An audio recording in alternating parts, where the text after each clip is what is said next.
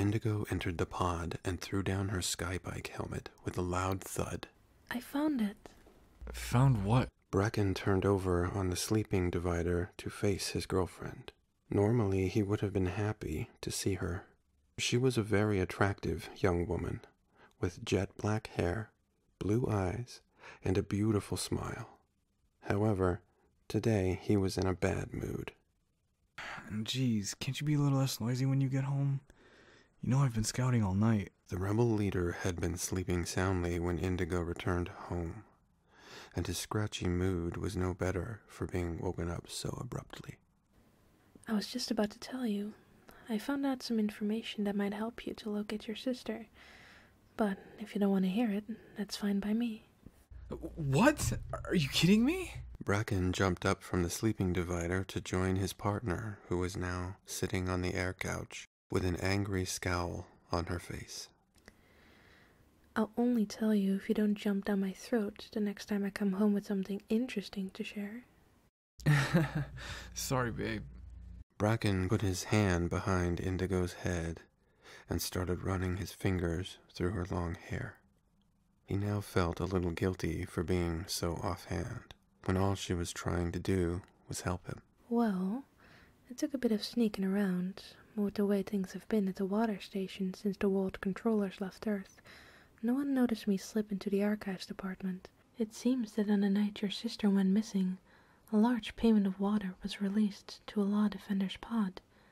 15 liters to be exact. Wow, that's a large payment for someone in his position.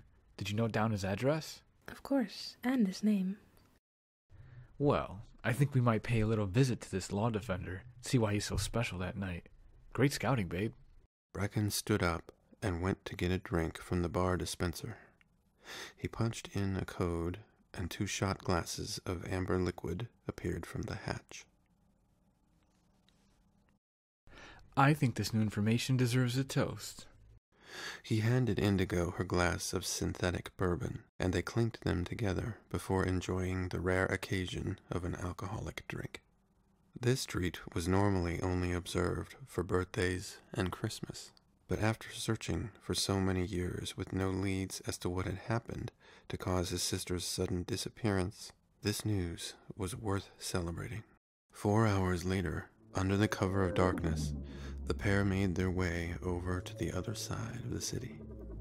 Bracken had armed himself with a laser gun he had acquired several nights beforehand from a not-so-clever droid, and Indigo had a stun needle that her sister, Crimson, had smuggled from the hospital where she worked as a nurse. It didn't take them long to locate the law defender's pod. They had already planned how they could explain why they were visiting him at that hour of the night. Indigo pressed the intercom button and spoke. However, when there was a reply from the other end of the receiver, neither rebel could make out what the muffled voice was saying, so they were not prepared for who they saw when the door was eventually opened by an elderly woman. Who did you say you were again? The old woman asked this question while she stood eyeing them wearily from the doorway. She seemed a little nervous at seeing strangers there after dark. We're from the water board, ma'am, and we're looking for L.D. Jameson, 638. Bracken smiled down at the fragile old woman. He wanted to gain her trust so that she would let them inside the pod. That is my grandson's name, but he isn't a law defender anymore. You had better come in. The pair were shocked when they stepped inside the pod. It was dimly lit and dirty, really not a place for a fragile old lady to be living. Jamerson is on his divider. She pointed a shaky hand to the partitioned area on the other side of the main living space. As they moved towards the divider, Bracken really wanted to pull out his laser gun, but he didn't want to frighten the old lady. They proceeded with caution to face the law defender, and both rebels were truly shocked at what they saw next. The man lying on the divider was no threat to them, nor for that matter would he have been a threat to anyone. His withered, thin frame was not that of a law defender, but of a broken man. He looked up at them with a vague expression upon his face, as if he was totally unaware that they were strangers. What's wrong with him? Bracken couldn't help asking the old lady this question while she stood quietly next to them, looking down at her grandson with sad eyes. No one really knows how it happened exactly, young man. It has been 9 years since Jameson was found lying on the floor of his port with an empty water bottle next to him. He has been paralyzed ever since. The doctor said he had been poisoned by the coronium bromide, and there was nothing they could do for him. They found traces of the drug in his bottle of water, but there was never an investigation into how it got there.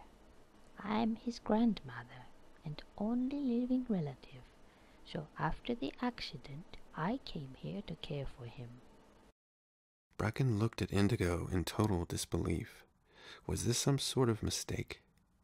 Or had the world controllers planned to silence the law defender by delivering him with a lethal dose of the neuromuscular blocker through his water supply? As if reading his mind, Indigo nodded to Bracken in confirmation. She had heard through her contacts at the water board that there had been several mysterious deaths which may have been linked to her place of employment. But the cases were never properly investigated, so the likelihood that this man had become a target by the establishment for whatever reason was a strong possibility. Can he speak at all? I need some information from him, which he may be able to help me with. He speaks a little when he is spoken to. However, a normal conversation would be taxing for him, but you can try. What is it you need to know? My sister went missing 9 years ago, and I think your grandson may hold some information about her disappearance. Bracken thought it safe enough to confide in the old woman. She seemed quite harmless and willing to help. Jameson's grandmother looked down at her grandson with sad eyes before replying. I see.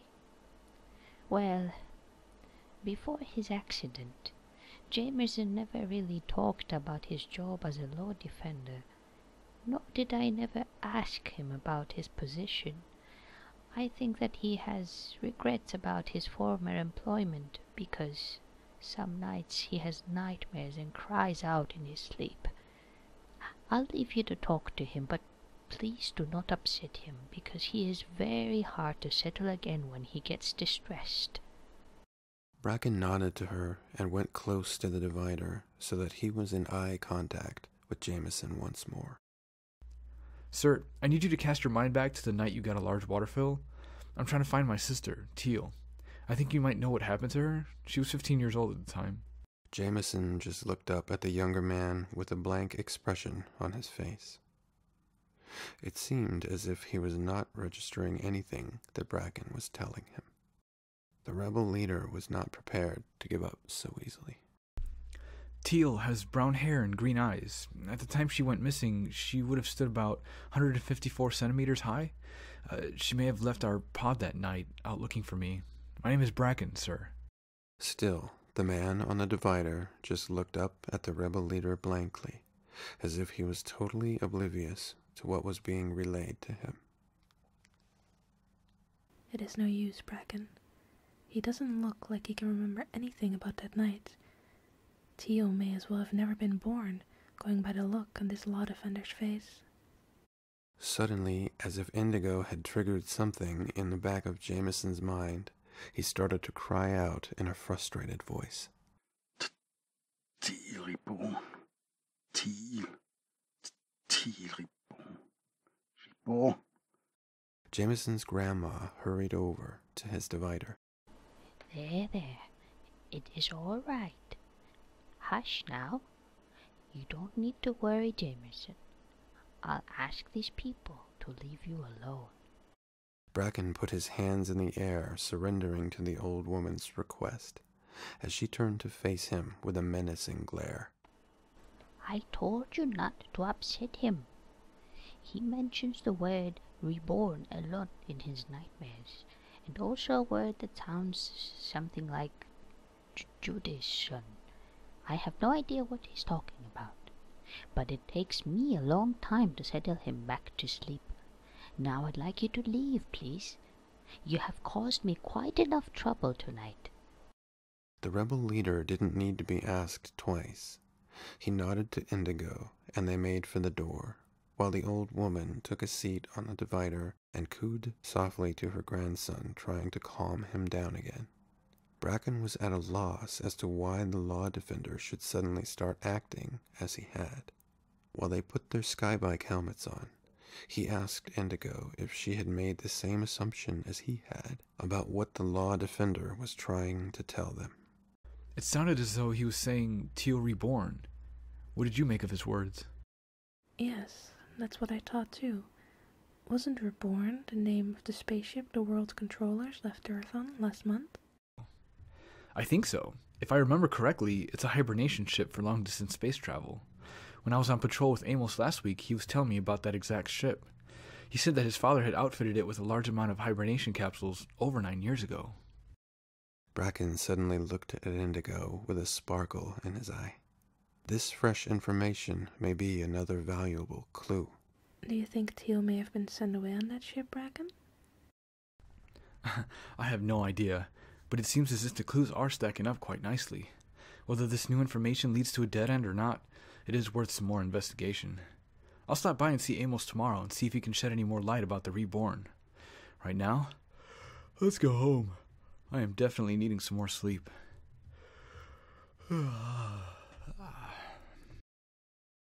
The following day, Bracken headed over to the rebel hideout. Amos usually spent most of his non-working day there, planning their next raid. Unlike Bracken, he didn't have a partner, so after he finished his job at his father's business, he was pretty much a free agent and did as he pleased. The rebel hideout was really just an old, disused warehouse on the side of town that was abandoned by most people. Even the law defenders never went there. The only humans that frequented this zone apart from the rebel group were homeless folk who couldn't afford to rent a pod. They tended to hide away when Bracken or any of the other rebels showed up. There seemed to be a mutual understanding between the illegal group and the homeless people.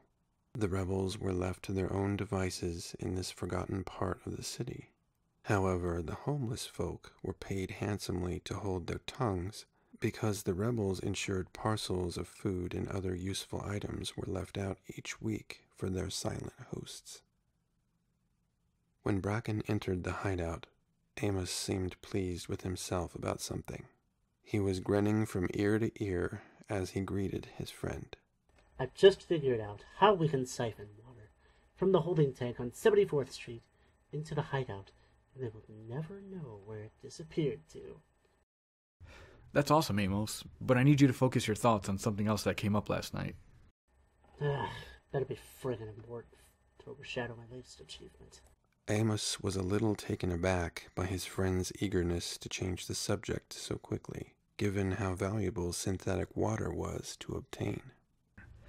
Yeah, well, the search for my sister has been the most important part of my life. I think we might be close to a breakthrough. I've got some fresh information as to what may have happened to her. Go on. Both men took a seat on the worn-out air couch that had seen better days, while Bracken told his friend everything that had happened the previous night at the Law Defender's pod. So, you see, I was hoping you'd be able to find out some more information about the Reborn from your father. I need to know if the Reborn has ever left Earth before last month, when the world controllers departed on it. I don't need to ask my father about the Reborn, Bracken. I was with him 9 years ago when he went to the final checks on the hibernation capsules, before it left Earth on its maiden voyage. Did you know who was on that mission, or where it was heading? No, well, not really. I did overhear the medical officer from the ship saying something to my father about night walkers and takers. I thought it an odd thing for him to mention, but I was only young then, and I didn't really comprehend what he was talking about. This whole thing with the Reborn is getting crazier by the minute. I wonder who else we can ask about the mission 9 years ago. To quote my great-grandfather saying, I can smell a rat. Amos looked thoughtfully at his friend before replying. I know of one person that might have some answers for you, but whether you can get him to talk might be a little harder.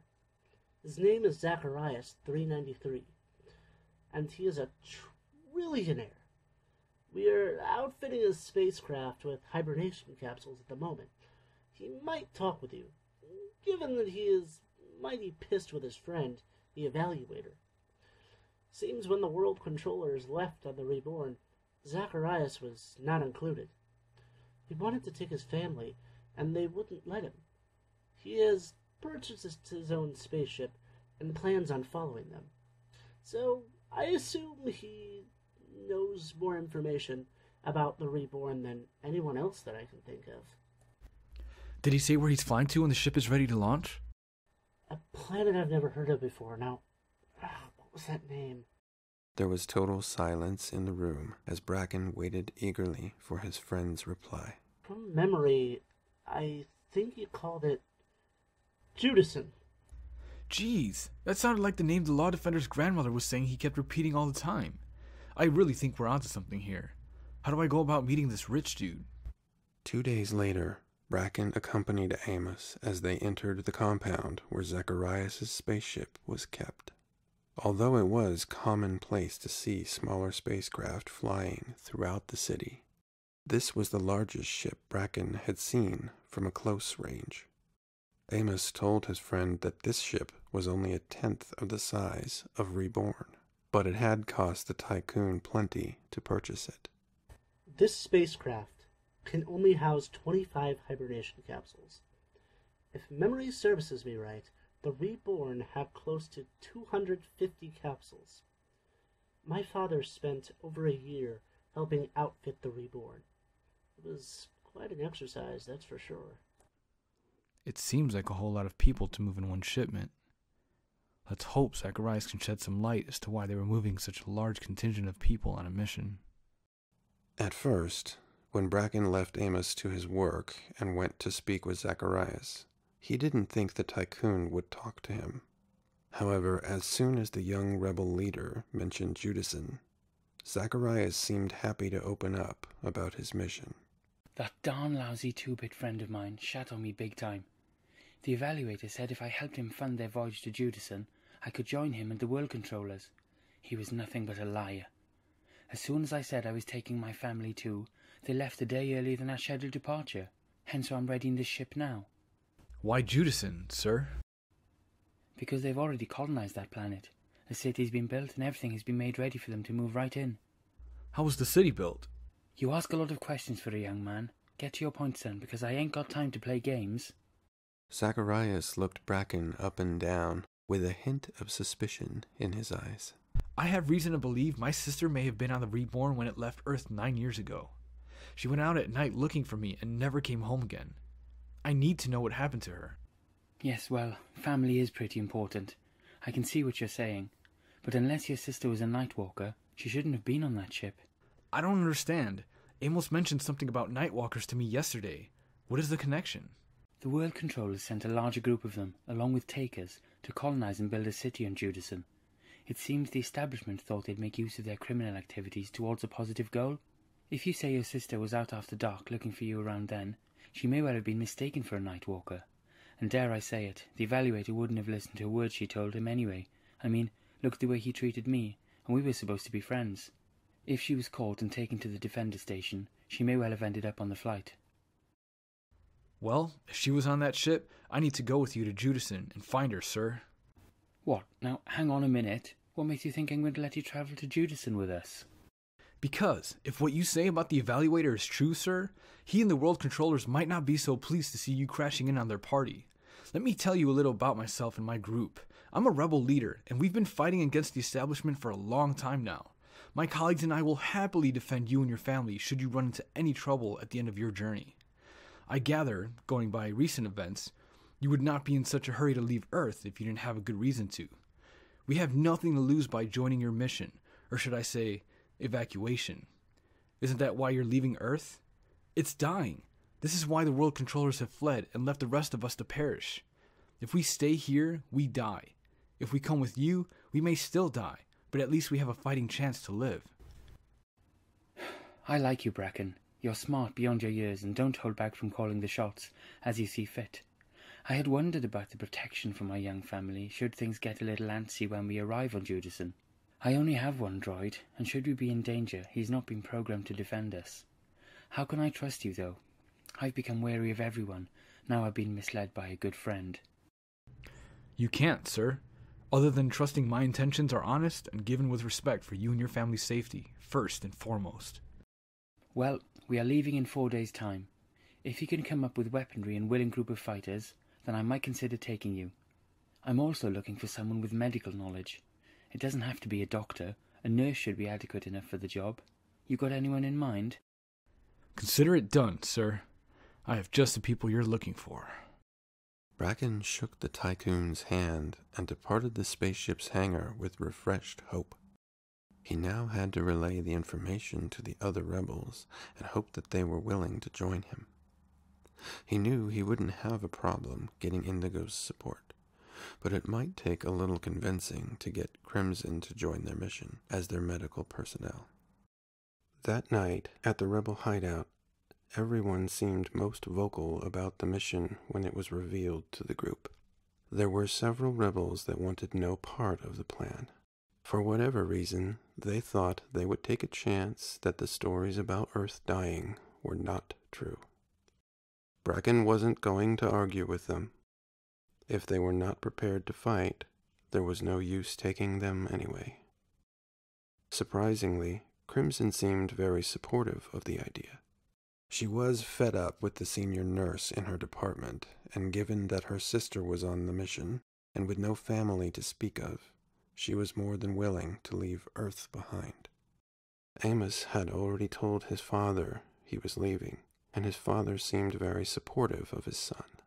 He added that once he was able to, he and Amos's mother would get on another ship to join them on Judason at a later date, should one become available. After the meeting, 14 of the members had chosen to join Bracken on their mission. The rebels also planned on breaking into an arms warehouse the next evening to equip themselves with the laser guns they'd need to take with them. Crimson said she was happy to obtain anything she could get her hands on from the hospital supply room. So, everything was falling into place nicely. That is, everything was thought to be falling into place. No one was aware of the 2 homeless people who had crawled into the air conditioning duct within the hideout's ceiling. They had heard everything that was said at the meeting, and they wasted no time in informing the rest of the hobos about the fact that Earth was dying. Once the rebels had obtained all that they needed for their mission, the day before they were to depart, Bracken, along with Amos, Indigo, and Crimson, went to the ship's hangar to check in with Zacharias. As he showed them over the ship, the Tycoon seemed well pleased with Bracken for keeping to his word. They arranged with Zacharias that they would be there early the next morning. Just before they were to launch, Crimson needed to make the last few settings to the hibernation capsules for the rebel crew.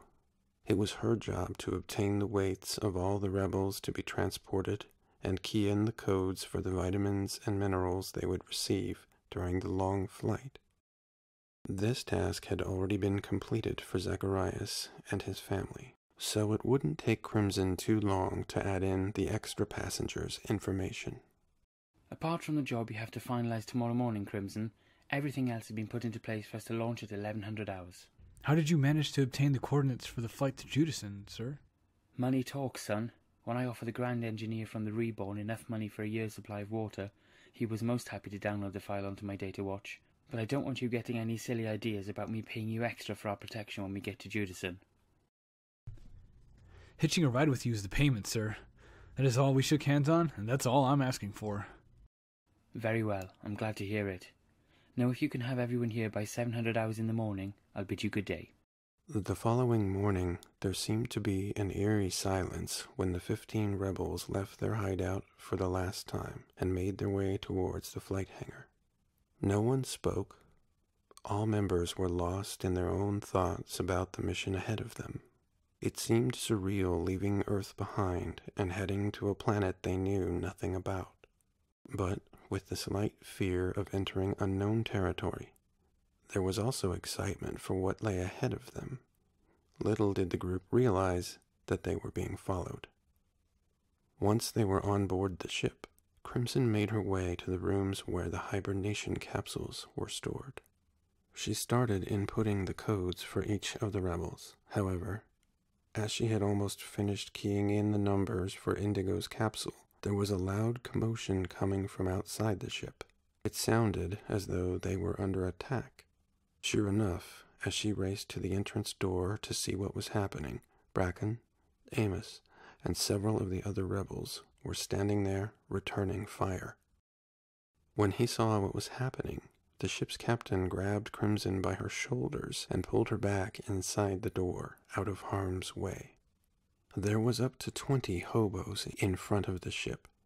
They had come rushing into the hangar bay, brandishing any form of weapon they had managed to lay their hands on. They had certainly taken the rebels by surprise. Thankfully, their weapons didn't include laser guns. However, because the rebels were taken unaware, the hobos managed to kill several of the ground crew and injured one of Bracken's group before the situation was under control. There was no way the hobos could outmaster the laser's firepower, and soon they were all lying dead at the front of the ship. Bracken raced across the hangar to help their injured man towards the spaceship so that Crimson could treat his wounds. Who the hell told the hobos about our mission? Beats me. But I hope there are no more behind them, because this is not a good start for our departure. You are darn right there.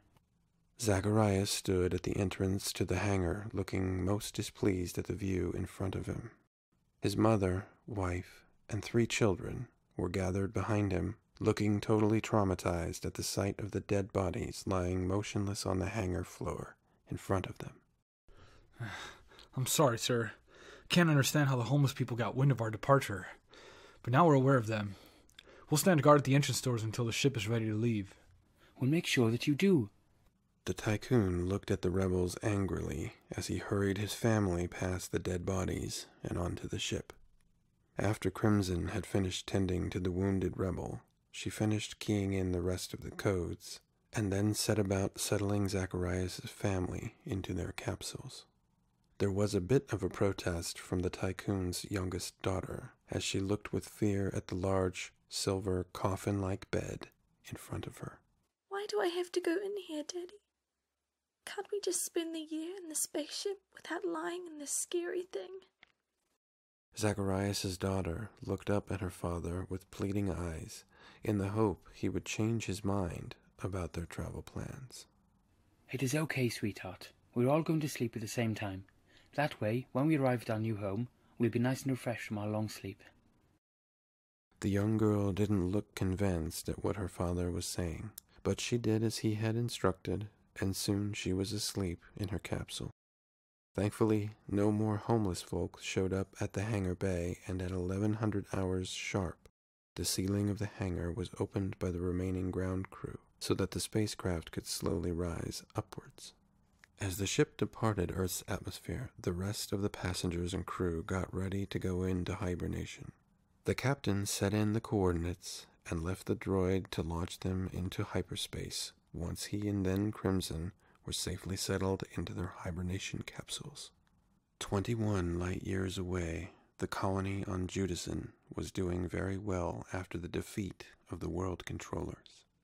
Once the initial battle was over and the colony had buried their own dead, they went back to the valley and did the same for the fatalities of the reborn. The colony members then set about clearing away the wreckage of the spaceship so that the valley could be returned to the way it was before the battle.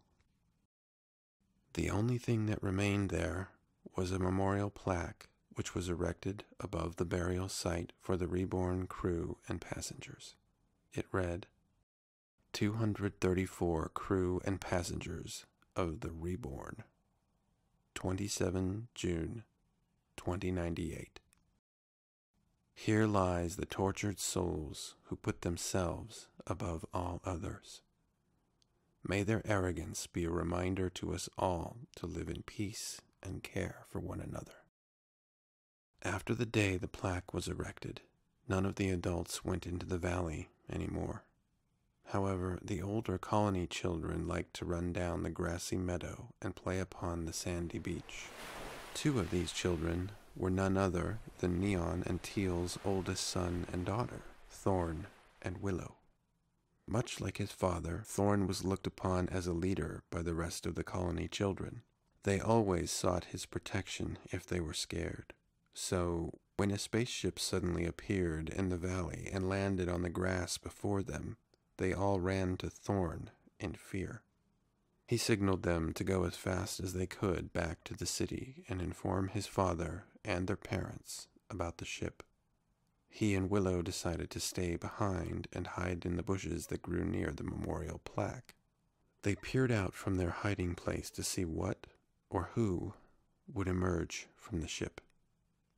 While this was happening outside, at the same time on board the vessel, almost everyone had come out of their hibernation and were preparing themselves for the doors of the ship to be opened. However, Crimson was trying to deal with a medical emergency.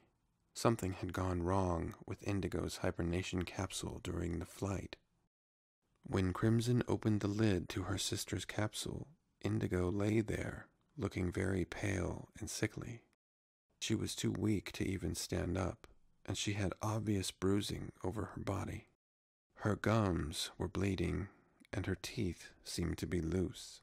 Crimson had no idea what had gone wrong with her sister's flight, nor what she was dealing with. She had never seen such signs and symptoms like this in the years she had worked at the hospital. Bracken came into the room and looked down at Indigo with shock upon his face. What's happened to her? I have no idea what we're dealing with, Bracken. Do you think there'll be a doctor in Judason? Crimson looked at Bracken with a concerned expression. She was at a total loss as to what she could do to help her sister. Well, I guess we're about to find out. I don't know what the reception is going to be like when they discover we've arrived.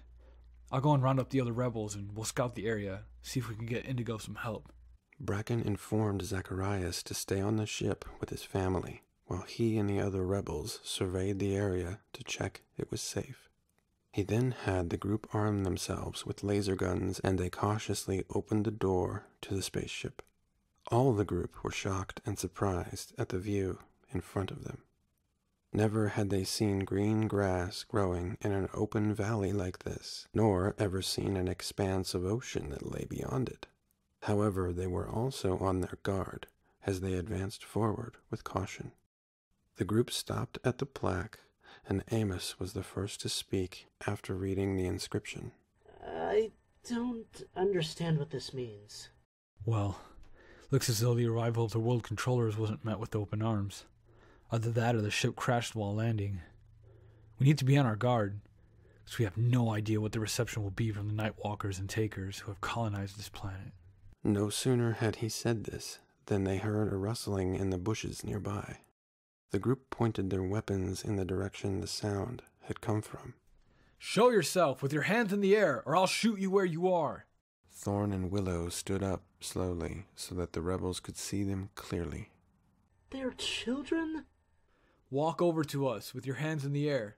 The pair did as they were told and stood looking at the rebels with fear in their eyes. Don't be afraid. My name is Bracken, and we mean you no harm. However, until we know more about you, we need to be wary. What are your names? Thorn, sir. And this is my sister Willow. Where are your parents? The children looked at each other, unsure if they should divulge any more information to the strangers. But they were scared as to what would happen to them if they didn't answer the man. At the city? Thorn, I need you to take us to your city. Is there a doctor there? We need a doctor to come to our ship urgently because one of our passengers is very sick. My father's the doctor, sir. Oh, thank goodness. Please, can you take me to him? However, there was no need to do so, because a moment later, Neon, along with a contingent of colony men, turned up heavily armed and ready to fight. For a moment, there was a very tense standoff between the two parties. However, Neon did not want his children to be in the crossfire, so he had his men hold back until they had at least spoken to the newcomers. Who are you, and where have you come from? We are from Earth, sir. My name is Bracken, and my group came here with a gentleman by the name of Zacharias and his family. They were left behind when the Reborn last departed. They're good people, sir, and have come to find a new life with you in the colony. And I'm here in the hope of finding my sister, who I have reason to believe was sent here over 10 years ago. Her name is Teal 3463. Have you heard of her? There was a slight chuckle from a couple of the colony men, but as soon as Neon turned to face them, they stopped immediately. Well, if you mean it's no harm, as you say, let my children return to me now. As Neon said this, he looked over at Thorn and Willow, who were both standing there quietly next to the rebels. They were unsure as to what they should do while the men exchanged words. Bracken quickly signaled the children to return to their father. Are you the doctor? Neon looked a little surprised at this remark, and he peered down at his children questioningly as to how Bracken had learned so much about him in such a short time. Yes, I am a doctor. We need you to come to the ship, please, sir. My partner didn't take well from her hibernation. Her sister is a nurse and attending her at the moment, but she asked that I find a doctor because she doesn't know what's wrong with her. Well, as long as you are happy for my men to accompany us on board the ship, I do not have a problem checking over your patient. Bracken nodded in confirmation. Neon quickly instructed the children to return to the city before he and the others walked towards the ship, with their laser guns still poised at the ready should they be needed. The rebel leader quickly introduced Neon to Zacharias before taking the group to the hibernation room. The other colony men stood guard outside the door, while Neon followed Bracken inside. Although Crimson had no idea who the man was with Bracken, she seemed relieved at the sight of them. There has been no change in Indigo's condition. Crimson, this is Neon. He's the colony's doctor. Neon acknowledged Crimson with a nod as he walked forward to examine the patient. Indigo looked up at him weakly while he took a laser scanner out of his pocket and switched it on. He then ran the scanner over her entire body. Once this was done, Neon placed a connecting pin from the scanner into the side of his data watch. That is odd, but according to the calculations in the scanner and the information on my data watch, it appears that your sister is suffering from scurvy. Scurvy? I've never heard of it. No, you probably wouldn't have. The disease has not been around for centuries. It is caused by a lack of vitamin C. Have you checked the programming of supplements for your sister's hibernation capsule yet? I keep the codes for the capsule myself, but I haven't rechecked it since we landed. Neon went over to the control panel for the hibernation capsule and pressed on the keypad. Sure enough, he quickly picked up that the patient had not received the correct dosage of vitamin C for the length of the voyage. When he informed Crimson of the error, she broke into tears. I must have been distracted by the fighting outside of the ship before we left. That was the time I was programming the codes into Indigo's capsule. Is she gonna die? No, she will be fine. Now we know what condition she is suffering from. It will take time for her body to compensate after the vitamin imbalance. Please calm yourself and show me where you keep your drug supplies so we can administer a dose of vitamin C to your patient. Neon walked over and put his hand on Crimson's shoulder to reassure her. Once she had regained her composure, she showed him to the drugs cabinet. He took the appropriate medical supplies from the stores and administered a shot of vitamin C into Indigo. Neon then asked Crimson to set up IV infusion of fluids and pain relief. When he had finished treating their patient, Neon turned to Bracken and told him he'd like to speak with Zacharias. The other colony men followed behind them as Bracken took Neon to the spaceship's lounge. When Zacharias' children saw the men holding up their laser guns, they were afraid and went to hide behind their mother. After seeing the incident with the hobos before they left Earth, the children were scared of seeing strangers with weapons. Neon quickly signaled for the men to put their guns away. He had pretty well decided that the people on board the spaceship were of no threat, and the last thing he wanted to do was scare little children. He then asked Zacharias if they could have a private meeting away from the rest of his family. Once they were led to another room, Neon began to question the tycoon. Bracken has informed me that you were meant to have arrived at Judason on the Reborn several months ago, sir. I find this information rather disturbing. Therefore, I need you to tell me what your connection is to the World Controllers, and why did your plans change from taking that voyage? Of course, at this early stage of their meeting, Zacharias was totally unaware what had happened to the passengers of the Reborn. He assumed that Neon was a member of the World Controllers, and with this thought, Zacharias was a little apprehensive about what he should say in return. I am a financial benefactor to the Judason project. I thought it a worthwhile cause to help known criminals start a better life on a new planet, where they would not be judged, where they could make a good future for themselves and those that follow them to Judason thereafter. That is why I offered my financial assistance to the scheme when the evaluator approached me about the World Controller's plans. Unfortunately, there was a misunderstanding about the departure date of the Reborn, and we missed the flight. So you were fully aware of the plan to terminate all Nightwalkers and Takers an hour before the Reborn was to land on Judason. When Neon said this, his eyes narrowed a little with anticipation of what Zacharias' answer was going to be. I'm sorry. I really have no idea of what you're talking about. Bracken, do you know what this man is referring to? No, sir. I'm as shocked as you are hearing this information. There was no denying that the look of dismay upon Bracken and Zacharias' faces could only mean they had no knowledge of the plan the World Controllers had devised. Neon sighed quietly with relief. He really didn't want to have the tycoon terminated for his treachery and leave his family with no husband or father. Well, sir, had Bracken had a chance to speak with you before our conversation, he would have informed you that everyone upon the flight you were originally to take are dead. We discovered that the World Controllers had planned to have everyone on Judason over the age of 10 eliminated by the droids, an hour before the Reborn was to land. We, the members of the colony, took it upon ourselves to ensure this would not happen. So you see, your missed departure upon the Reborn has been to your salvation. As much as it pained us to take all the lives on board the spaceship, we had no other option. But if you have come to settle on Judason with your family and join us in what we have created here, we can accommodate you. Might I also add, the use of your spacecraft would be a welcome asset. Given the vast distance to other continents on Judason, we have yet to discover what they can offer the colony. However, if we can use your spacecraft for this task, it will be a great advance for us to accomplish this mission. Of course, of course. My ship is most definitely at your disposal. And might I say, had I been aware of the World Controller's plot to eradicate you, I would never have financed their mission. I might be an astute businessman, but I am no murderer. I'm glad to hear it. Well, now we are all on the same playing field. Unless you have any more questions, I'll make arrangements for you all to be escorted to the city. Once there, I'll arrange a meeting with the members of the colony, so that you and those on your mission can be formally introduced to everyone.